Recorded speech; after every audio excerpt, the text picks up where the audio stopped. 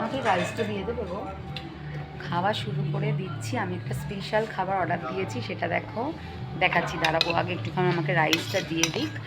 আমি যেটা স্পেশাল নিয়েছি সেটা আগে তোমাদের সাথে আমি শেয়ার করতে চাই। এই দেখো, এটা হচ্ছে ক্র্যাব কারি, মানে কাঁকড়া, কষা কাঁকড়া। আর মামুনি যেটা স্পেশাল নিয়েছে এটা ভেটকি, এটা হচ্ছে সর্ষে ভেটকি। আর পাপি যেটা স্পেশাল নিয়েছে সেটা হচ্ছে পমফ্রেট, মানে পমফ্রেট কারি।